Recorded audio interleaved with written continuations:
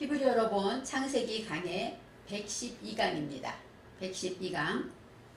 오늘의 본문 말씀은 창세기 14장 1절로 12절까지 말씀입니다. 14장 1절로 12절까지입니다.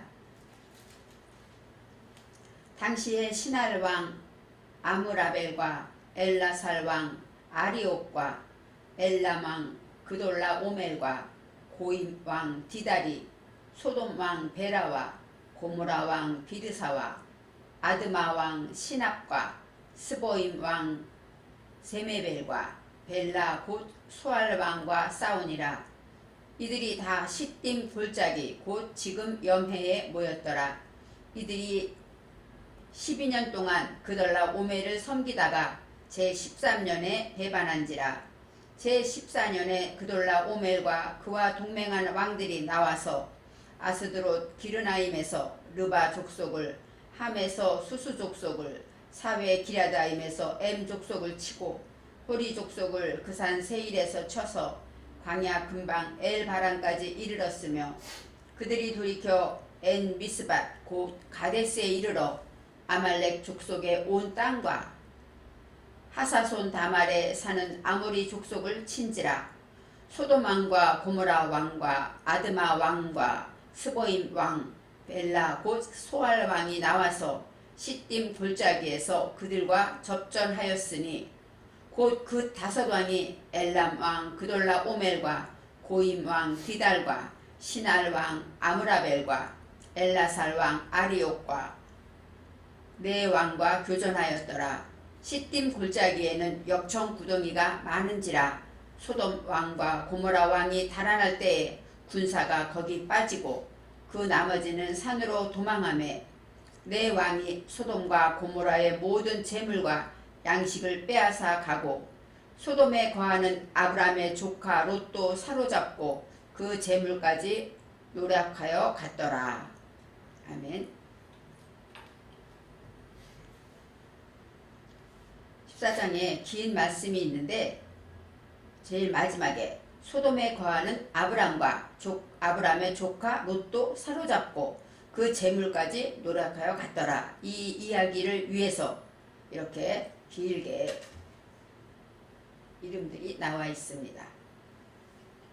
아브람의 조카 롯과 함께 약속의 땅으로 가는 여정에 아브람은 여러 장소에서 하나님의 음성을 듣고 또 하나님을 뵙고 여러 가지로 이제 하나님께 제단을 쌓습니다. 장막을 치는 장소가 있고 또 제단을 쌓은 곳이 있고 여호와의 이름을 부른 곳이 있습니다. 지역의 이름이나 또 땅의 이름이나 또 사람의 이름에는 원어에서는 다 뜻이 있습니다. 우리가 그냥 역사적으로 동화처럼 많은 이야기들이 있지만, 제일 먼저 얘기할 때 가나안 땅, 약속의 땅 가나안. 이 가나안이라는 것은 어떤 뜻이냐? 캐나안, 이것은 굴복시키다, 낮추다, 나를 진압하다, 이런 뜻이 있습니다. 보찜 장사, 보찜, 이런 뜻이 있어요. 그러니까 가나안 땅에 우리가 내 마음, 땅이라는 것은 마음을 말하죠. 우리가 말하는 우리 마음밭이 가나안 땅이 되는 것을 하나님이 원하는 약속의 땅이라는 거예요. 나를 낮추고 나를 굴복시키고 그 다음에 무엇이든지 하나님의 말씀 앞에 나를 진압하는 그런 자리, 그런 마음을 가나안 땅의 약속의 땅이라고 말할 수가 있습니다. 그래서 하나님께서, 여호와께서 아브라함에게 떠나라 할 때 가나안 땅이다 알려주시진 않았지만, 그 땅은 아버지 하나님 가고자 했던 땅이고 아브라함은 그 땅으로 나아가는 것이죠. 또 이 가나안 땅이라는 것은 지금 현재 우리에게는 어때요? 하나님이 가장 낮고 천한 우리 인간의 몸을 입고 말구유까지 낮아져서 오셨다. 이것도 바로 가나안이죠. 가나안, 낮은 곳으로 내려오신 것이고, 또 그 하나님께서 우리의 마음 안으로 오셨잖아요. 우리의 마음은 어떤 땅입니까? 말구유처럼 지저분하고 더럽고 변덕스럽고 정말 하나님의 거하시기 너무나도 낮고 천하고 부족한 장소지만, 그곳에 우리 마음에 오셔서 안주하고 계시다는 것입니다. 바로 가나안 땅이라는 것은 이렇게 지금 우리에게도 깊은 의미가 있습니다. 베델과 아이 사이에서 아브라함은 제단을 쌓고 여호와의 이름을 불렀더라 하고 말하죠. 이 베델이라는 것, 이 베델은 베이트 엘, 우리가 여러 번 얘기했듯이 하나님의 집입니다. 하나님의 집에서 우리는 무엇을 할까요? 제단을 쌓고 여호와의 이름을 부른 장소가 되는 거예요. 베델과 아이 사이, 이 아이는 대답이에요. 아이는 대답이기 때문에 하나님의 말씀이 어때요? 대답으로 우리 안에 있을 때 바로 하나님의 집이 되는 것입니다. 고린도전서 6장 19절 말씀에 너희 몸은 너희가 하나님께로부터 받은 바 너희 가운데 계신 성령의 전인 줄을 알지 못하느냐 하고 신약에도 이렇게 말합니다. 3장 16절에는 너희가 하나님의 성전인 것과 하나님의 성령이 너희 안에 거하시는 것을 알지 못하느냐. 사도 바울께서 말씀하고 있습니다. 아브라함이 베델에 가서 제단을 쌓고 여호와 이름을 불렀다라는 것은 바로 베델, 하나님의 집은 지금 말하면 우리들이 바로 하나님의 성전이라고 신약성경에서는 말하고 있죠. 그래서 신약성경이 말하는 하나님의 집에서는 아브라함은 무엇을 했습니까? 제단을 쌓고 여호와 이름을 부른 것처럼 우리의 삶도 우리의 몸 안에 성령이 계신 성전이 된 우리 몸도 어때요? 우리는 날마다 산 제사를 드리라고 로마서에 말씀하고 있습니다. 산 제사를 드리고 또 여호와의 이름을 불렀더라. 물론 부르짖어 기도했다는 뜻도 있지만 이름은 올바른 일, 명분 있는 일을 말하고 있습니다. 하나님의 말씀을 그대로 올바른 일을 듣고 지켜 행하는 삶, 그것이 바로 성전된 우리가 해야 할 일이라고 이 창세기를 통해서 우리는 생각할 수가 있습니다. 이제 또 아브라함은 기근을 만나서 피했어요. 그렇지만 하나님은 아브라함이 여러 가지 인간의 방법을 쓰고 여러 가지 거짓을 말하기도 했지만 하나님은 아브라함을 어때요? 구원해 주시죠. 바로를 통하여서 이제 애굽에서 나오게 해주십니다. 아브라함의 고통과 아브라함의 신음소리를 응답하신 하나님, 바로 그 하나님은 지금도 우리가 죄악의 숲에서 헤매고 어렵고 힘들고 그렇게 죄를 짓는 우리의 모습이지만 우리를 자녀 삼아 주셨기 때문에 우리를 찾아오시고 우리의 기도를 응답하시는, 그래서 주님은 우리를 위해서 십자가에 죽으시면서까지 어떻게 하셨습니까? 우리를 구원하신 분입니다. 그래서 그런 아브라함을 구원하신 하나님의 사랑이 지금 우리에게도 이렇게 하나님께서는 지금도 우리를 구원하시는 사랑으로 찾아와 있습니다. 아브라함과 롯은 애굽을 나오면서 부자가 됩니다. 바로가 아내 사례를 인하여서 더 많은 재물과 모든 것들을 주었다고 말하죠. 그래서 오히려 애굽에 기근 때문에 들어갔지만 나올 때는 여러 가지 변고도 있고 힘든 일도 있었지만 하나님의 돌보심으로 오히려 더 부자가 돼서 나오죠. 그래서 이제 다음 장에는 무엇이 나옵니까? 그들의 소유가 많아서 동거할 수 없었더라. 이렇게 성경은 말하고 있어요. 그들의 소유가 많으니까 가축도 점점 많고 늘어나니까 같이 살려면 우물이 부족하죠. 그러니까 같이 살 수가 없었다. 이렇게 설명할 수 있습니다. 그것은 당연한 것이고 우리가 이해할 수 있는 일입니다. 그런데 성경에서 그들의 소유가 많았다. 소유에서 슈렉이 있음으로 해서 우리의 창세기 1장 2절에 있는 혼돈하고 공허하며 흑암이 깊은 곳에 있는 그런 우리 속에 있는 그러한 모든 것들이 그들 안에 많았다라고 말하죠. 그래서 동거할 수 없었다. 바로 에하드가 나오면서 연합하다. 하나님과 하나가 될 수 없었다라는 것이에요. 우리는 하나님과 하나가 되고 싶고 하나님 말씀이 하나님 내가 기도하면 하나님이 다 들어주면 바라지만 하나가 되지 못하는 건 무엇 때문일까요? 우리 안에 죄가 있기 때문이라고 말하고 있습니다. 그래서 우리 속의 죄악이 하나님과 나와의 사이를 멀어지게 해서 동거하지 못하게 한다는 것입니다. 그래서 롯이 이제 아브라함의 이야기를 듣고 롯이 요단들을 바라봅니다. 요단이라는 것, 요르단. 이 요단은 어떤 뜻이냐면 급하게 낮아지는 것이에요. 급강하, 낮아지는 것이고 나를 낮추는 것인데 요단 지역을 바라보고 감찰합니다. 그랬더니 그것에 볼 때 어때요? 롯의 눈에는 여호와의 동산 같았다. 그렇게 말해요. 지금 이것은 우물이 부족해서 물도 부족하고 그렇기 때문에 우물이 없으면 물을 먹을 수가 없었는데 요단강을 이렇게 바라보니까 여호와의 동산 같고 여호와가 돌보시는 것 같았다. 그리고 애굽 같았다. 그렇게 말해요. 애굽 땅이라는 것은 애굽은 어떤 땅입니까? 애굽은 목축을 위주로 하는 땅이 아니죠. 그렇기 때문에 장막치고 움직이면서 목축을 먹이는 것이 아니라 애굽은 어떻게 말하면 요즘으로 말하면 새로운 세계일 거예요. 거주하고 정착되어 있는 사람들이죠. 그렇기 때문에 물도 흔하고 부족함이 없는 것이에요. 그래서 애굽 땅 우리가 거기서 고생하고 그 많은 것을 회개하고 돌아왔는데 이 롯에는 애굽 땅이 아직도 남아있는 것이죠. 그래서 애굽 땅 같아서 이제 롯이 그쪽으로 방향을 정하고 아브람과 떨어지게 됩니다. 요단 지역을 택하여 동으로 옮기니 결국은 어디까지 갑니까? 우리가 잘 아는 소돔까지 가게 됩니다. 소돔이라는 것은 세돔, 이 세돔은 어떤 뜻이냐? 닫다, 틀어막다, 나오지 못하게 꼭 막아놓다 이런 뜻이 있습니다. 그리고 또 어떤 뜻이냐? 죄수들이 발을 끼워 넣는 그런 나무 틀이라는 뜻도 있대요. 죄수들이 어때요? 움직이지 못하게, 도망가지 못하게 발을 틀에다가 이렇게 끼워놓자. 우리가 예전에 영화 같은 데 보면 그 틀에다가 끼워놓잖아요. 그런 틀도 소돔이라고 한답니다.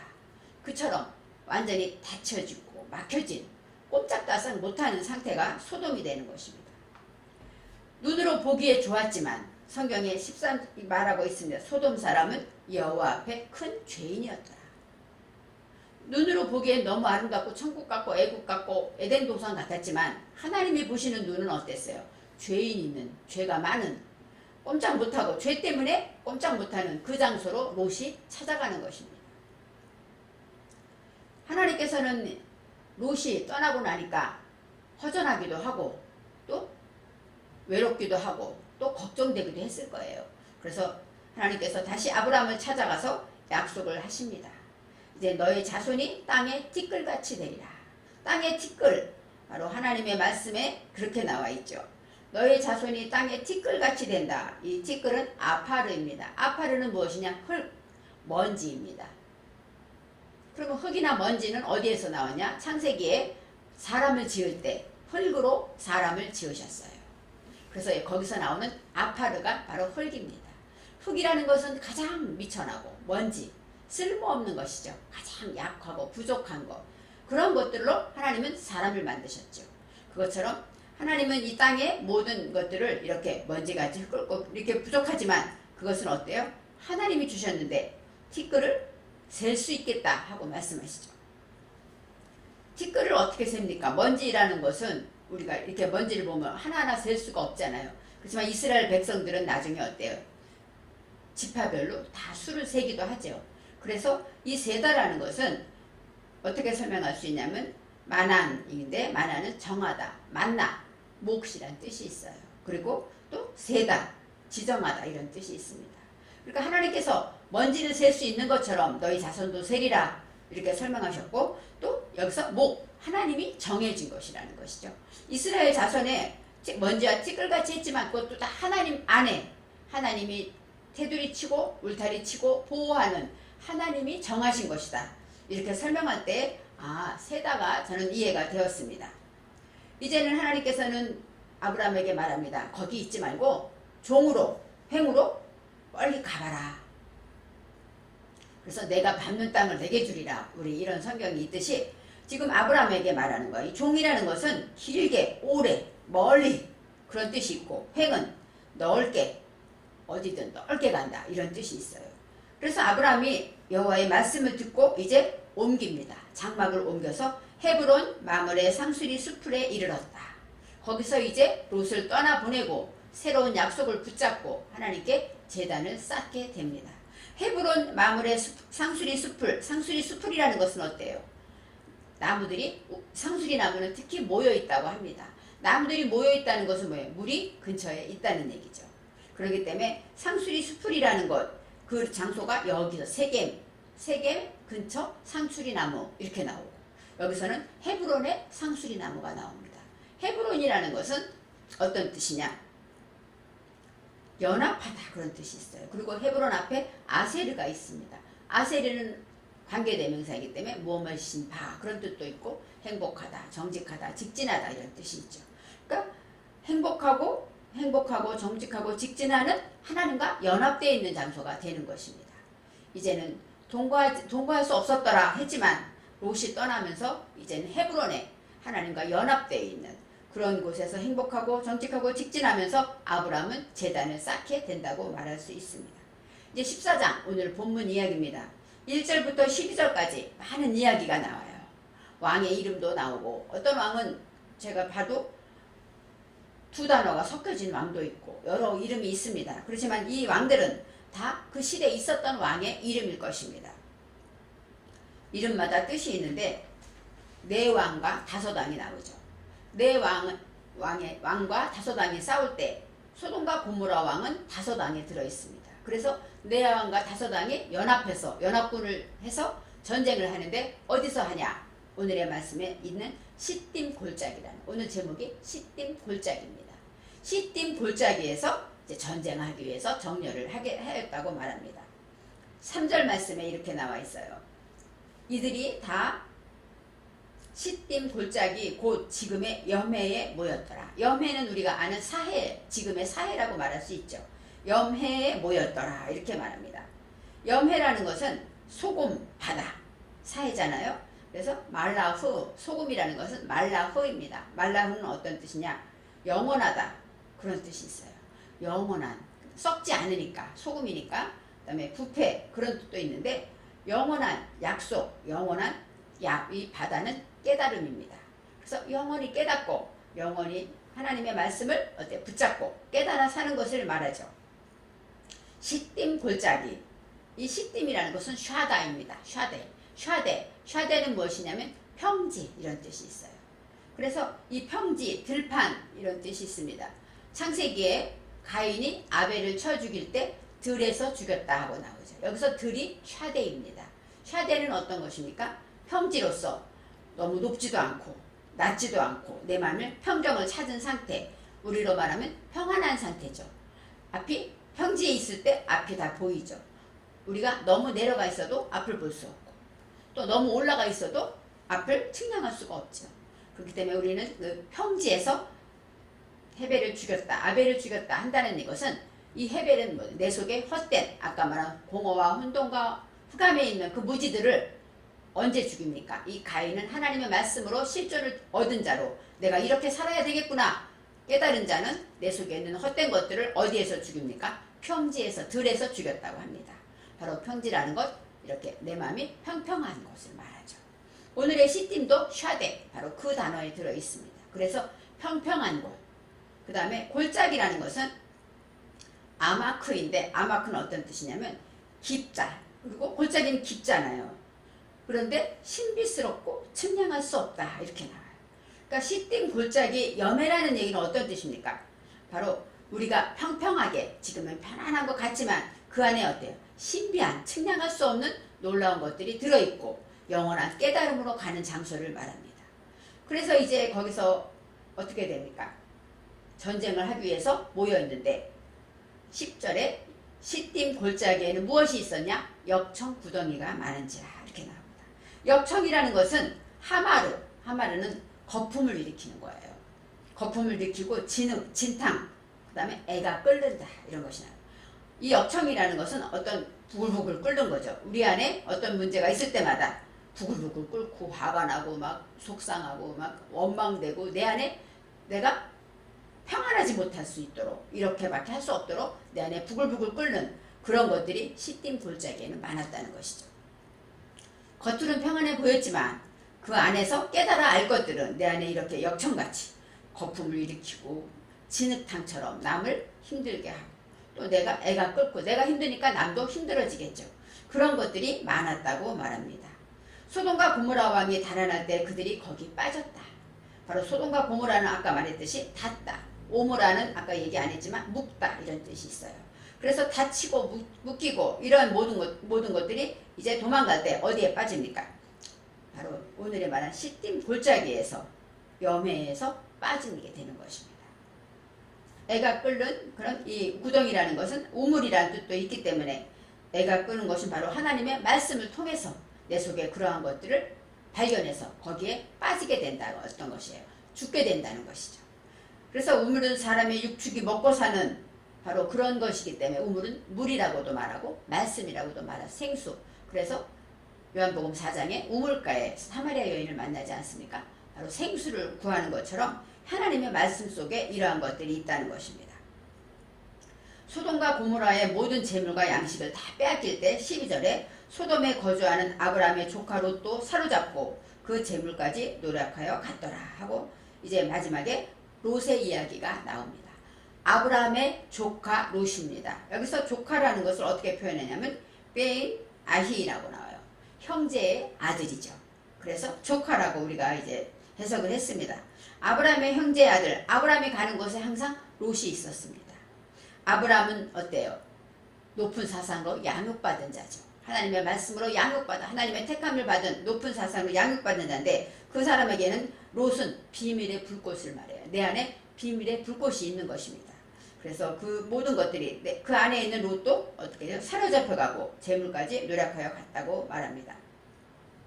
이제는 여러 단어가 나오지만 시띵 골짜기를 통해서 하나님의 말씀에 빠져야 될 것, 내 안에 모든 것들이 죽어야 될 것들은 어디에서? 바로 하나님의 말씀의 그 깊은 측량할 수 없는 깊은 그 진리, 그 말씀, 나를 비추어주는 그 말씀 안에 우리가 빠져들게 된다는 것입니다. 바로 이 역청구덩이에 빠지게 됨으로써 소돔과 고모라에 거주하는 롯에게까지 이제 결과가 미쳐지고 이제는 오늘의 말씀처럼 사로잡혀 가게 되는 것입니다. 하나님의 비밀의 불꽃이 이제는 하나님의 말씀에 인해서 역청구덩이에 빠지게 되고 쫓겨나고 가져가게 된다는 것을 생각하게 됩니다. 이제는 아브라함과 롯과 헤어졌는데 이제 롯이 비밀의 비밀스러운 그 불꽃이 이제는 다시 어떻게 돼요? 사람들에게 잡혀가고 재물까지 노력하여지는 역사가 나타납니다. 하나님의 말씀을 통해서 저와 여러분이 이제는 아브라함이 롯을 이제 또 구출하러 가는 장면이 있고 아브라함에게는 롯이 있는 것처럼 우리도 하나님의 말씀으로 양육받지만 내 안에 비밀스러운 것들이 있습니다. 그런 것들을 이제는 하나님의 말씀에 오늘의 말씀 시딤 골짜기 같이 그렇게 내 속에 하나님의 말씀으로 내 속에 부글부글거리는 것들을 다 잡아낼 수 있는 하나님의 말씀의 은혜가 저와 여러분에게 함께 하시기를 바랍니다.